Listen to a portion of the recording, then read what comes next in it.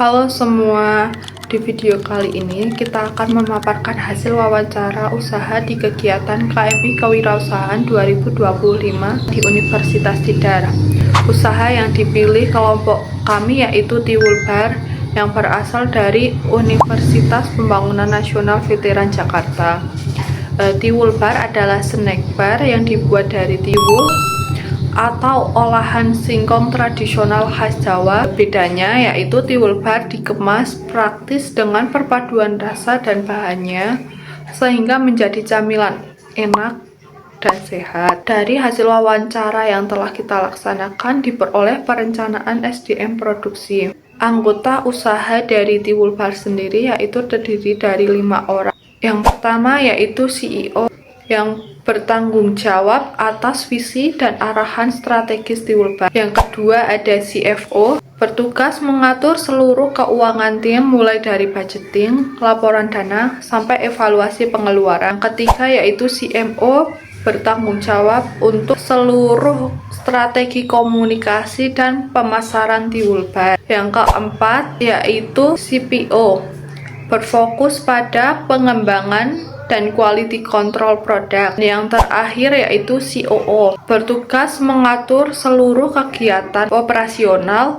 mulai dari produksi, logistik, sampai ke distribusi. Pada proses produksi sendiri terdapat 2 orang yang bertanggung jawab penuh atas kegiatan produksi yaitu CPO dan COO. Kemudian dalam proses kerja, tantangan utama tim adalah menyesuaikan waktu karena semua anggota berasal dari jurusan yang berbeda sehingga sulit untuk menemukan waktu produksi dan meeting yang bersamaan. Untuk mengatasi hal tersebut, tim membuat list ketersediaan waktu dan melakukan plotting hari dan jam agar produksi dapat berjalan dengan lancar. Kemudian dari aspek perencanaan produksi, Tiwul Bar menemukan 2 sistem utama yaitu sistem pre-order atau PO dan sistem stok bulanan. Sistem PO digunakan untuk memenuhi pesanan yang masuk berdasarkan permintaan pelanggan dari jumlah tertentu, sehingga produksi disesuaikan langsung dengan jumlah order. Sementara itu, sistem stok bulanan dilakukan untuk menjaga ketersediaan produk secara rutin di luar pesanan khusus. Penentuan jumlah stok dilakukan berdasarkan hasil riset dan data produksi sebelumnya. Contohnya, kapasitas produksi rata-rata mencapai 50 produk per minggu sehingga tim dapat menentukan jumlah permintaan dan jumlah stok. Selain itu, untuk kegiatan khusus seperti pameran atau event, contohnya KMI Expo kemarin, tim juga menetapkan target produksi yang spesifik seperti pembuatan 60 pieces produk untuk memastikan persediaan yang cukup selama acara berlangsung. Selanjutnya pada bagian rekrutmen dan juga seleksi, tim anggota usaha Tiwul Bar itu berasal dari anggota organisasi atau komunitas yang ada di UPN Veteran Jakarta, yaitu EDC atau Enterprise Development Center, yaitu komunitas yang berfokus pada bidang bisnis dan juga kewirausahaan yang ada di UPN Veteran Jakarta. Seleksi dilakukan secara internal dalam organisasi tersebut, sehingga anggota yang terlibat dan data kemarin di KMI Expo itu adalah mahasiswa yang sudah melalui proses seleksi yang ada di UPN Veteran Jakarta itu. Indikator perekrutan di awal lebih menekankan pada kemampuan dan juga pengalaman organisasi serta minat kewirausahaan dari masing-masing anggota kewirausahaan di edisi tersebut. Dalam proses rekrutmen atau seleksi, UPN Veteran Jakarta membagi posisi menjadi 5. Setiap anggota tim memilih bidang masing-masing sesuai dengan keahlian dan pengalaman mereka. Untuk bagian yang pertama yaitu CEO, yaitu Chief Executive Officer yang bertugas sebagai pengambil keputusan strategis yang mengarahkan jalannya organisasi.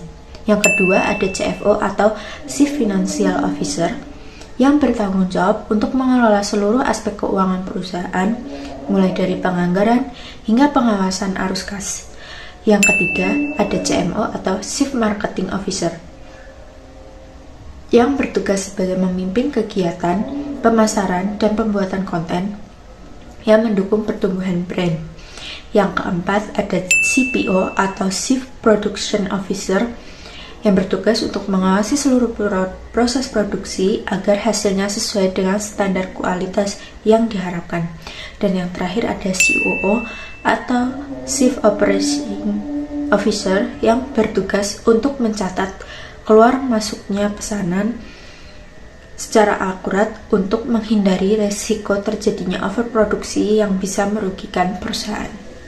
Yang ketiga ada pelatihan dan pengembangan sumber daya manusia. Pelatihan dan pengembangan yang dilakukan dari dua jenis. Yang pertama ada internal yang berupa trial dan error. Pada produk timbul bar ini tidak langsung jadi dalam sekali percobaan, namun melalui tahapan uji coba sebanyak 4 kali.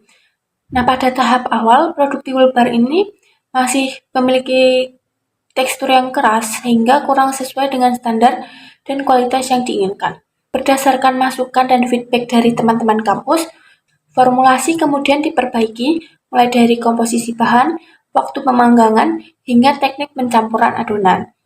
Pada proses trial dan error ini menjadi bagian penting dari pengembangan kemampuan tim produksi dalam memahami karakteristik bahan baku serta menentukan kualitas produk akhir yang konsisten. Melalui pelatihan internal yang berupa trial dan error ini, sumber daya manusia dapat meningkatkan keterampilan teknis, ketelitian, serta kemampuan evaluasi terhadap hasil produksi, sehingga produk yang dihasilkan semakin baik dan siap dipasarkan ke pasar yang lebih luas sehingga menjangkau lebih banyak konsumen. Nah, yang kedua itu dari pihak eksternal, biasanya pelatihan kampus. Tim itu mendapat pendampingan dari dosen dan pelatihan kewirausahaan, bisnis, serta digital marketing dari kampus. Begitu, pelatihan ini itu membantu tim untuk memperkuat kemampuan manajemen usaha dan juga pemasaran.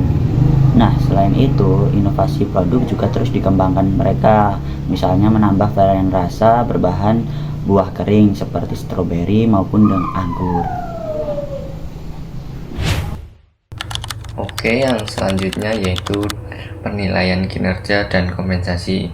Dari sisi penilaian kerja tim, usaha timbul bar ini belum memiliki evaluasi yang formal. Evaluasi dilakukan secara internal dan memastikan semua anggota itu memiliki tugas atau job desk masing-masing.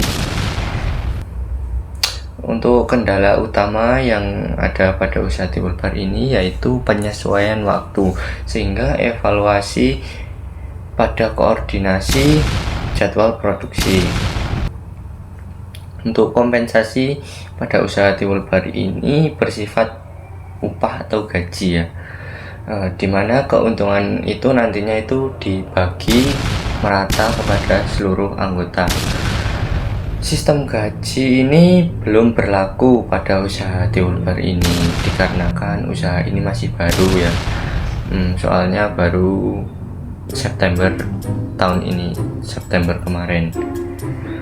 Pengaturan pembagian keuntungan setelah acara ini juga masih direncanakan ya, tetapi dari pihak tim usaha timbul bar ini berkomitmen untuk menjaga usaha ini tetap berkelanjutan begitu.